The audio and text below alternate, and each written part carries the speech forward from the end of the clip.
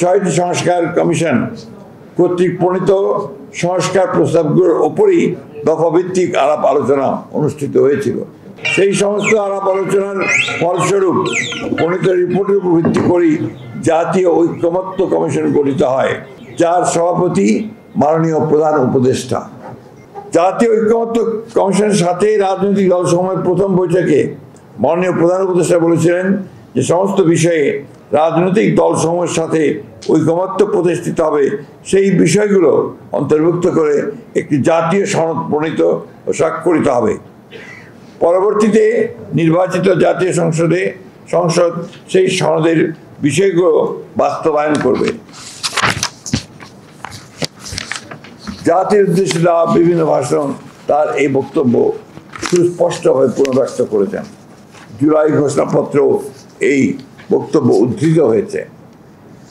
জাতীয় ঐকমত্য কমিশনের দীর্ঘ ধারাবাহিক আলোচনায় কিছু কিছু বিষয়ে কিছু কিছু রাজনৈতিক দলের ভিন্ন মত, নোট ও ডিসেন্ট সহকারে ঐকমত্য হয়েছে। জুলাই জাতীয় সনদ 2025 যেভাবে প্রণীত হয়েছে তাতে নোট অফ ডিসেন্টের এই অংশ বক্তব্য স্পষ্ট উল্লেখ আছে যে ভিন্ন মত, নোট অফ ডিসেন্ট প্রদানকারী কোনো রাজনৈতিক দল বা জোট তাদের নির্বাচনী ইশতেহারে উল্লেখপূর্বক যদি জনগণের ম্যান্ডেট লাভ করে তাহলে তারা সে মতে ব্যবস্থা গ্রহণ করতে পারবে। এখানে উল্লেখ্য জাতীয় ঐকমত্য কমিশনের সকল অনুষ্ঠান বিটিভি সহ অন্যান্য ইলেকট্রনিক মিডিয়ায় সম্প্রচারিত হয়েছে, যা সমস্ত জাতি প্রত্যক্ষ করেছে।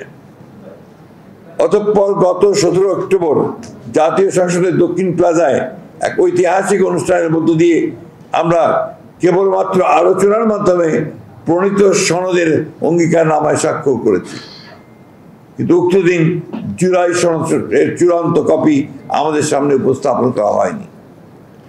পরবর্তীতে প্রিন্টেড পুস্তক হিসেবে জুলাই জাতীয় সনদের কপি আমরা হাতে পাওয়ার পর আমাদের দৃষ্টিগোচর হয়েছে ঐকমত্যের ভিত্তিতে সম্মত কয়েকটি দফা আমাদের অগোচরে পুনরায় সংশোধন করা হয়েছে।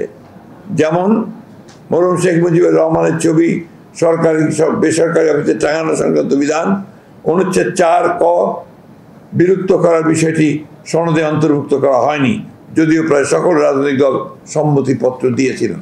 খ সংবিধানের 150(2) অনুচ্ছেদ 5ম, 6ষ্ঠ, 7ম তফসিল পুরোপুরি বিলুপ্ত করার বিষয়ে ঐকমত্য কমিশনের প্রস্তাব বিষয়ে প্রায় সকল রাজনৈতিক দল সম্মতি প্রকাশ করলেও অগোচরে সেটা চূড়ান্ত সনদে সংশোধনী আনা হয়েছে। জুলাই সনদ 2025-এর বাস্তবায়নের প্রক্রিয়া সম্পর্কে জাতীয় ঐকমত্য কমিশনের 28 অক্টোবর সরকারের কাছে পেশ করা হয়েছে। প্রধান উপদেষ্টার কাছে প্রেরিত চিঠিতে জাতীয় ঐকমত্য কমিশনের সভাপতি হিসাবে মাননীয় প্রধান উপদেষ্টাও একজন দস্তখতকারী বটে। ঐকমত্য কমিশন এবং সরকার একই অঙ্গ হিসেবে প্রতীয়মান হয়। উক্ত পত্রে জুলাই সনদ 2025-এ সংবিধান সংস্কার সংক্রান্ত বিষয়গুলোকে দুইটি বিকল্প পদ্ধতিতে বাস্তবায়নের এবং আইনগত ভিত্তি প্রদানের জন্য সরকারের কাছে পেশ করা হয়েছে। চিঠিতে বলা হয়েছে জুলাই জাতীয় সনদ 2025-এ সন্নিবেশিত সংবিধান সংশোধন সংক্রান্ত বিষয়গুলো কার্যকর করার উদ্দেশ্যে সরকার জুলাই সনদ সংবিধান সংস্কার বাস্তবায়ন আদেশ 2025 শিরোনামে একটি আদেশ জারি করবে। এরূপ প্রস্তাবিত আদেশের একটি খসড়া সংযুক্তি 2-এ, সংযুক্তি 3-এ সংযোজিত করা হয়েছে। সরকারের এরকম আদেশ জারি করার এখতিয়ার নাই। সংবিধানের 152 নম্বর অনুচ্ছেদের সংজ্ঞা অনুসারে আদেশ আইনের মর্যাদা প্রাপ্ত, অতএব সেটি জারি করা এখতিয়ার রাষ্ট্রপতির। বিকল্প প্রস্তাব 1-এ সরকার জুলাই সনদ বাস্তবায়নের লক্ষ্যে একটি পূর্ণাঙ্গ খসড়া বিল গণভোটে স্থাপন করা হবে বলে উল্লেখ করা হয়েছে। বিলের তফসিল 1-এ সংস্কার প্রস্তাব সমূহ সন্নিবেশিত করা হয়েছে। বলা হয়েছে বিল সরকারি গেজেটে প্রকাশ করা হবে।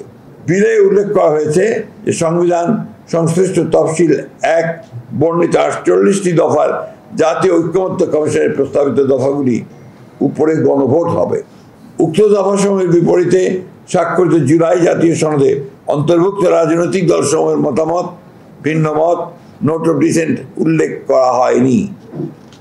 অর্থাৎ ঐক্যমত্য কমিশনের প্রস্তাব এবং সুপারিশ একপেশে ও জবরদস্তিমূলক জাতির উপর চাপিয়ে দেওয়ার চেষ্টা করা হয়েছে।